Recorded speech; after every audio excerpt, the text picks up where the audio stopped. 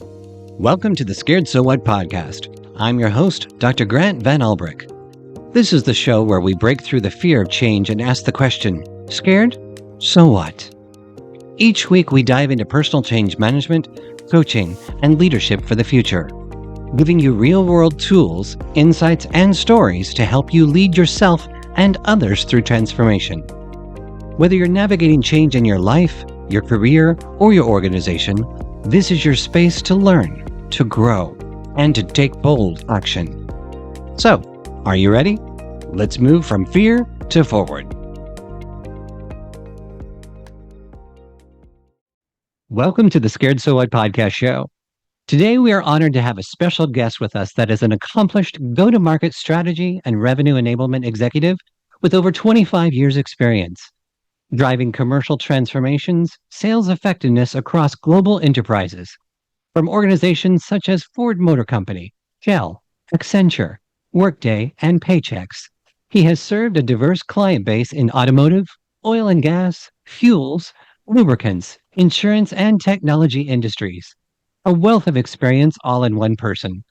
Let's welcome Mr. Juan Ignacio Elias to the show. Hi, Juan. How are you today? Hi, Grant. Very excited to be here. An honor. Oh, Thank you for having me. my pleasure. It's great to have you on the show. We're live here from London, England. And where are you at today? I'm in the hot and humid Houston, Texas, in the United Houston, States. Texas, across the pond and right in the center. Well, Juan, it's so great to have you. We were connected by a fellow friend of ours, Mr. Charles Talbot. Isn't that right? Yeah, that's indeed right. So thanks so much to Charles for putting us together. Great leadership, and it's great to have you with us today. Well, Juan, for our listeners, can you tell us a little bit about you and your exciting career?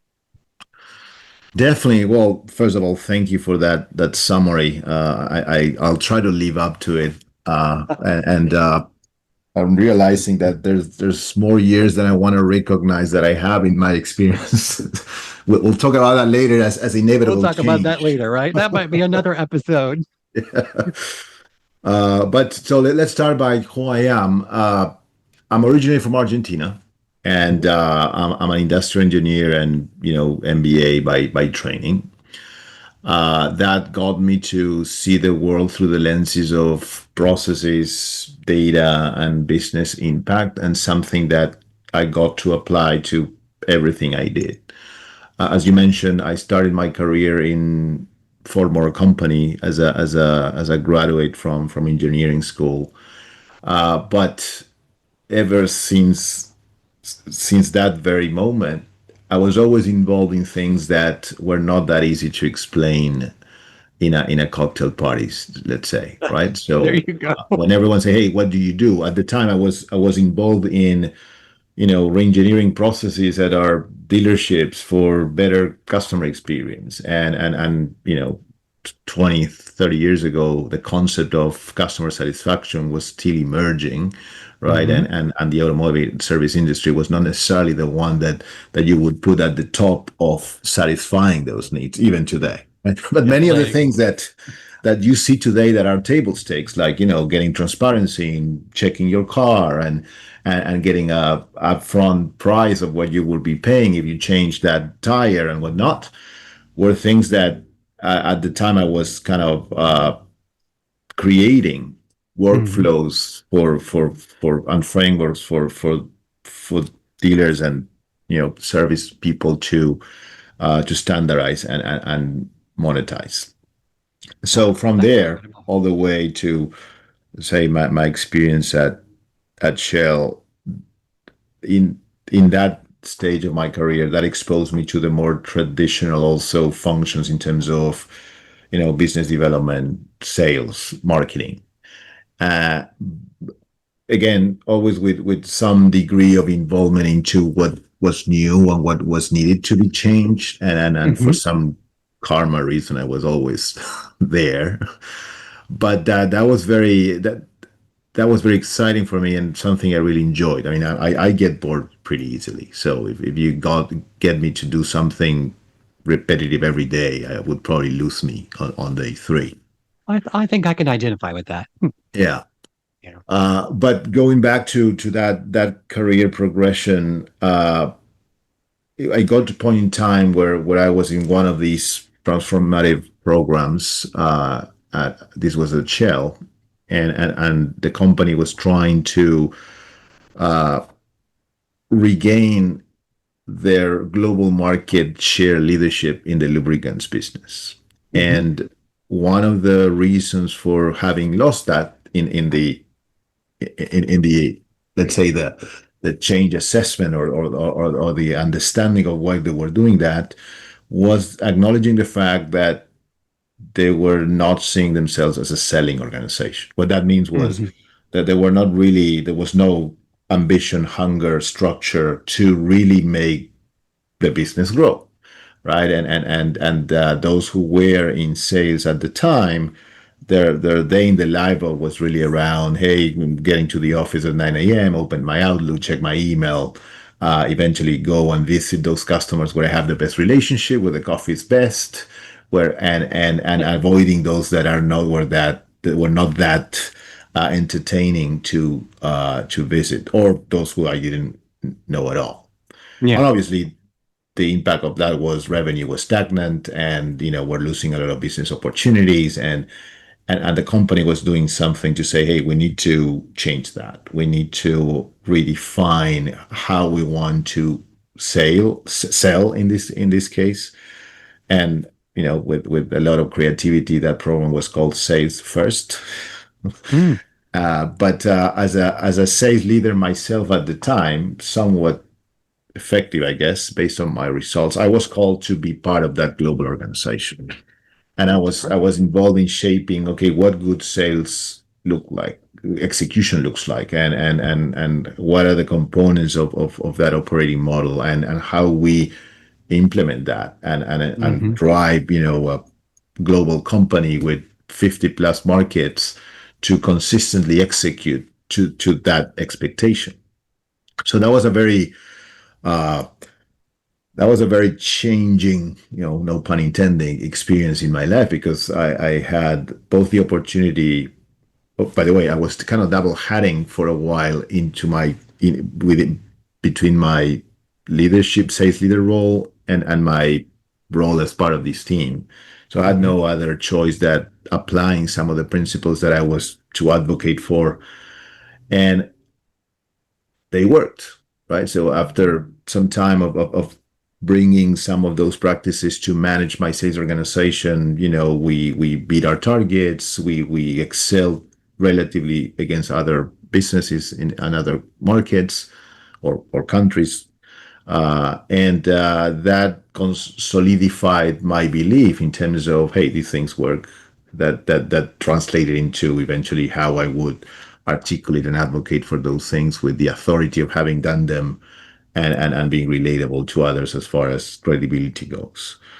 But long story short, going back to my career flow, I discovered that space where really helping change, and particularly change when it comes to changing the effectiveness of commercial organizations, was something that I really loved, Hmm. and I was good at, and that kind of shaped the direction of my later roles after that, in different companies in different industries. So what I would say today, I summarize my area of expertise and my strength in terms of having the ability to connect the dots on what it takes to operationalize that effectiveness, or commercial Yeah. effectiveness, or excellence, Hmm.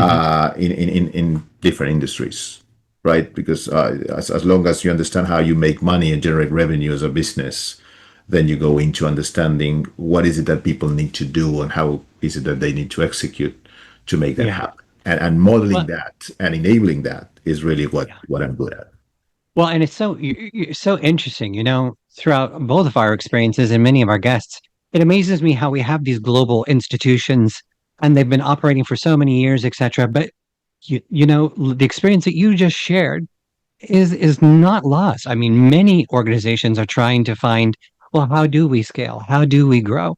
How do we go from X to Y to Z? And how do we shape the future of our organization for whatever it may be? And it's amazing how many global institutions find themselves in those places. And you need people exactly like yourself, but who has that foresight to look at something and say, well, we can transform the business from where we are today. But that also says a little bit about what is your leadership style. And that's my next question. Can you describe your leadership style and what you believe to be important for you in your practice? Yeah, sure. So I would say that my job as a leader, and hopefully any leader, is to really elevate people to and enable them to do what they are meant to do. Right? Hmm. And it's more about, at least the way I see it, my team's success is my success, and not the other way around. Right? And if anything, my team's failure are the things that I need to own as a leader. But in the spirit of putting that in more concrete terms, right? My Hmm. role as a leader goes into providing the clarity of what is to be achieved, what is that success look like, what is it that that particular individual's role and what they play in doing that. Yeah. With that clear, empower those people to have the resources, the time, the skills, the knowledge to do what they need to do, Yeah. and hopefully engaging them or creating that engagement environment where people are motivated by whatever motivates them, or at least prevent that they are not demotivated. But what you can control, I do believe that you cannot motivate people, but you certainly can eradicate whatever demotivates them, and that as a leader demands that you engage people, that you know them, that you have clear communication, that you go beyond just the working relationship, and really understand what moves people. And only Hmm. then, only when you have that clarity, that empowerment, and that engagement in place, is that you can hold people accountable. Yeah. Absolutely. If you Yeah. don't, if Yeah. you miss any of that, that engine is going to be working as, so that relationship is not going to be really working as it should, So effectively. so true. But one thing I heard from you, Juan, just there is something I haven't heard a lot of leaders actually admit, which is what you're doing is you're expressing a transformational leadership quality, and I love it. And what you said was, my team's failures are my failures. And I just wanted to give you like big kudos and claps on that because that's true ownership, right? And we look at the definition of transactional leadership versus that of transformational. A transactional leader is the one who takes the credit and doesn't own their mistakes, etc. He doesn't own the journey. And what you've just defined is that the foundation of transformational leadership. And I love listening to you, what you're saying about all the elements through empowerment, conversationalism. It's almost like in the art of sales, it's the relationship, right? But you're doing that for your employees as well. Yeah, I mean, we could definitely look and see how everything of that applies to sales, or really to revenue generation, if you want to extend that to a broader context. But I wanted to share an insight that relates to, why particular commercial transformation is a constant, and how some organizations are, not necessarily connecting all the dots, but still either force it or not, finding themselves in this need of changing and evolving. Right. So Mhm. what I would say is, from a very simple business perspective, when you consider the P&L, the profits and loss sheet of a business, right? You have the revenue and you have the cost. The costs are very easy to calculate, right? You know how Mhm. much people you're paying for, the materials, what.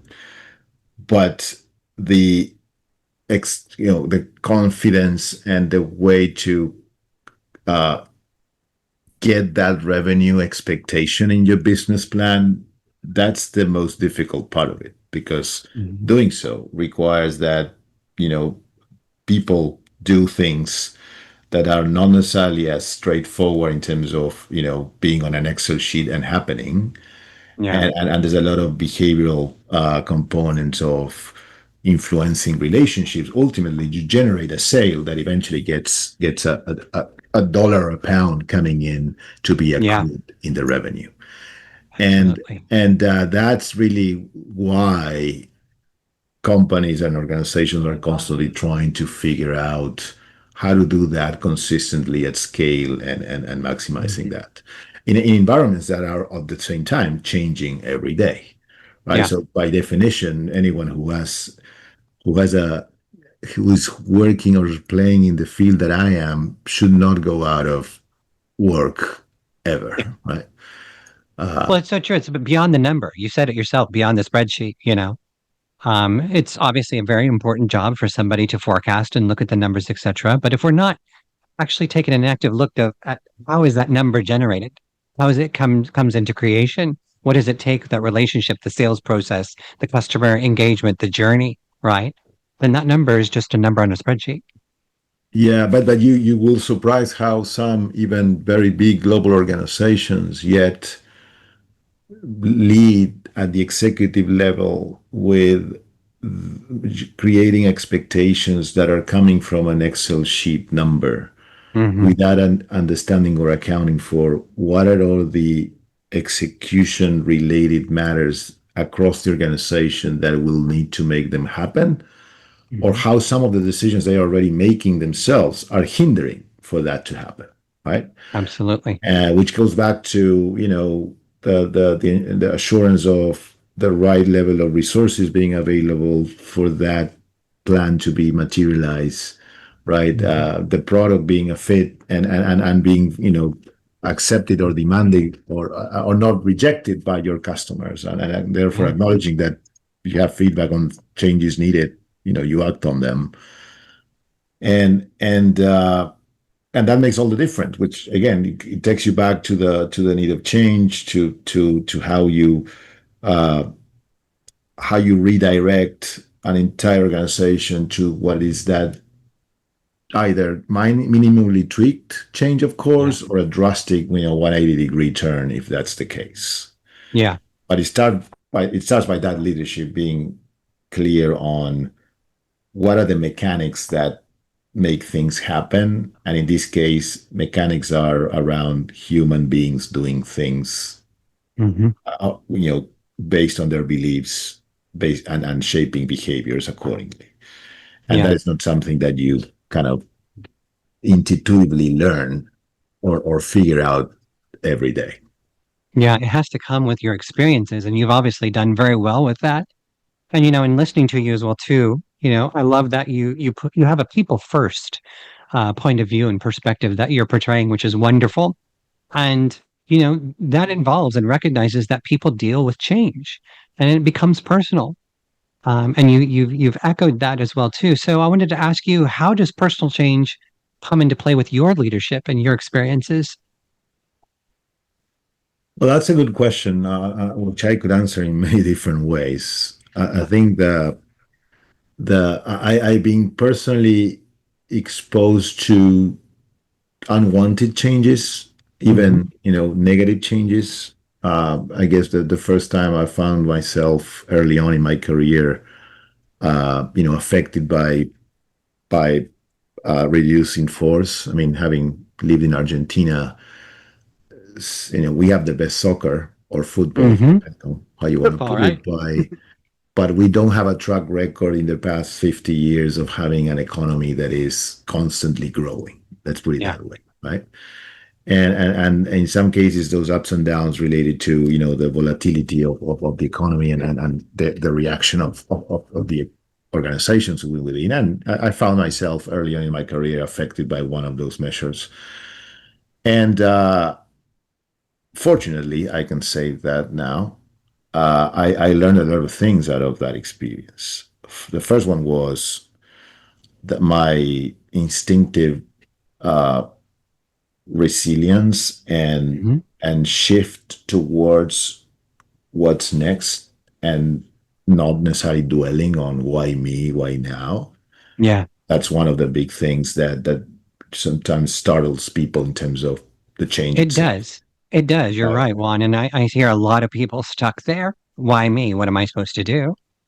Yeah. Yeah, and let's take out the negative connotation. Even in positive change, the Yeah. natural inertia of people getting used to doing things or a situation and living in a certain way creates the need of re-educating on why should you care about this? What's Yeah. the impact and the benefit of you seeing things this way and whatnot. But going back to that anecdote, I understood early on that you know I had a natural resilient kind of mindset, and one of the key questions that I asked myself at the time was, how did I not see this coming? Right? Mm. For context, I was in my dream job, coming every day, with a smile in my face, and Mhm. and I was probably that person that would have that company T-shirt putting and would decline any headhunter outreach at the Yeah. time, and I understood something very important, which was this is business. We are providers in that business ecosystem, and there's no personal matters in such decisions. Yet we need to Mhm. be prepared. We need to be Mhm. accounting for that eventually, and that's why ever since the last 25 years, I kept my resume updated, even if I was, That was your so what? You prepared. yeah. But hopefully that goes back to answering your question. I think that the summary of it is, uh, you need to have that flexibility to adapt to change Hmm. and acknowledge that change is always happening as we speak, right? So Even true. you Yeah. like it or not. That's so very true. Well, let me ask you this. What was the most challenging part of your career in either leadership, coaching, or change? Because you've been in some major global industries and leading it at the helm. So I'm curious Yeah, to know. uh, I would not go into the probably obvious components of scale in Yeah. bigger transformations, but even if you acknowledge the identity of people, which Hmm. by definitions create, singular realities for every individual you try to influence. The challenge of being relevant and impactful for Yes. every one of those individuals is really what has been the most challenging part. So how can I have the flexibility to engage a particular person, a particular team, a particular function in a way that is relevant for them so that they get that clarity and that engagement that is going to drive them to be part of that change and support it Yeah. uh, without that much resistance. Hmm. But that in itself is unique, Juan. I mean, to have that care, to have that empathy for others, is a unique skill set or a unique trait, wouldn't you think? I hope so. Well, I think so. I think so. at least I would There's a say, lot of leaders that don't have unfortunately, it. yes, right? Yes. Because there's still some leadership style out there that relies on the mandate, right? Hmm. And I can understand that at the executive level, our job is to push and create some stress Yeah. healthily, but we cannot do that in a way that ignores the reality that and the feasibility of attaining things either in a certain time with a certain set of resources and whatnot. Yeah. And when you get myopic in that perspective, you're basically setting your organization for doom, Yeah. one way or Absolutely the other. true. No And a matter lot of what people don't your realize that. balance sheet says, your stock price says, well, you will get a point where you're eroding your culture in such way Hmm. that the sustainability of your business can be affected. Yeah. Well, and it's being cognitively aware of the change impact that you drive and that you make within your organization. And if your leadership is one of singularity focused on yourself, it's going to have a negative connotation for sure. Absolutely. Well, what about life beyond this work? So, you had shared with me earlier that you're a father of some adult children already, which is wonderful. How did you incorporate personal change, leadership, or coaching in with your own kids beyond work? Oh yeah, well you always see that. disclaimer that don't try this at home, right? Because I But think we that's have that's to. the that's not saying that I don't, but that's the Mhm. arena where all of these things that we leave out of in our work life are pressure tested and sometimes the most challenging. Mhm. But to your point, I try to bring some of these principles and help my now not even teenage kids. I have two boys and a girl, aged 21, 18, and 15. Wow. So that which they're transitioning either from finishing their university education or getting into it or finishing their high school, Mhm. and they're getting closer to getting into life, right? And Yeah. they're getting to that point where now things are not straightforward as two comes after one. You finish fifth grade, it comes sixth, everything structured, and you just follow along. You just need to Mhm. start owning that experience and your life, right? And Mhm. as a father, you can only wish to have instilled them with the right tools and the personality and the knowledge to and the character to navigate that. Oh, I love that. And that's probably my reference to from which I try to influence them, right? Mhm. And still probably you hear my wife saying, don't come to me with those coaching things that you do at work. Don't try that at home. Yeah, don't try that on me because this It's doesn't so work. true. Our spouses seem to always know when we're trying to coach them, don't they? Yeah. Never After win. the third deeper diving question, they get Uh-huh. suspicious, right? Exactly. They're like, "You're not at work, honey." I've Yeah. heard Don't, that don't, don't before answer me too. with a question. Just give me a straight answer. Let's have it. Exactly. Transactional leadership all the way. There you go. Well, Juan, it's been a joy to have you on the show today. A question that we always ask to close out of all of our guests is, what is one thing of advice you'd like to give out to people, either about change or coaching or leadership or just life? Oh, that's a huge responsibility. But let me think. Let's think about something practical. I think that there's no question that change is out there, and it's always happening, whether we want it or not, right? So true. From the very natural fact that we are aging, Hmm. just That's to a give you an change. example, that's a You can't change. stop it.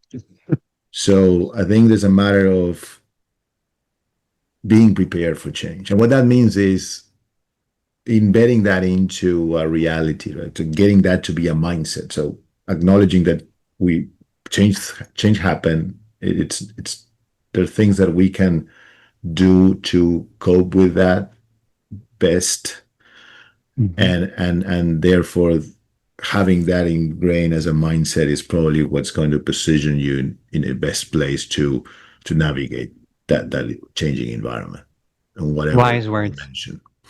Very good. Yeah. If we can embed this into our life, then we'll be better perceived to actually learn how to manage it and support it. So, well said. Juan, it's been wonderful to have you on the show today. I do hope that you'll come back and visit with us again and share more experiences. And for our audience and our listeners, if you'd like to learn more about Juan or to connect with him, I will drop his LinkedIn profile here in the comments in the profile of this show today so that you can connect with him. For Juan, from myself and all our listeners, thank you so much for being on the show today. No, thank you, Grant, for having me. I mean, it's been a pleasure not being on the show only, but knowing you. I appreciate our common friend Charles having introduced you a few months ago, There we go. and I look forward to continuing this dialogue. And for the audience, anyone who wants to reach out and use me as a sounding board, exchange ideas, I'm always open to learning from others, their challenges, and hopefully being able to help as much as I That can. sounds great. And you've got a wealth of experience to share. Well, thank you so much. And to Charles, thanks for the connection. And to our listeners, have a wonderful day. And thanks for tuning in to the Scared So What podcast. Thanks for joining us here on the Scared So What podcast. I'm your host, Dr. Grant Van Elbrick. If you found any of this information insightful, well, give us a like and follow along. Make sure that you tune in each week for more episodes as we talk further about what is personal change, how do you manage it with Scared So what about coaching, and also leadership, and how all three of these tie together.